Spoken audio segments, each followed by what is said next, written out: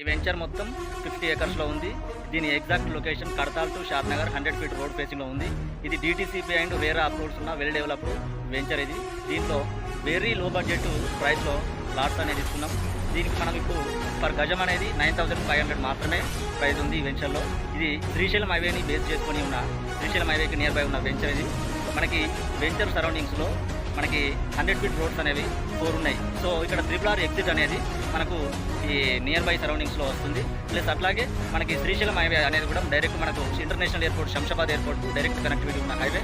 ఈ హైవేకి మనకి డిస్టెన్స్ ఎంత ఉంది అంటే ఎగ్జాక్ట్గా మనకు 13 కిలోమీటర్స్ ఉంటుంది.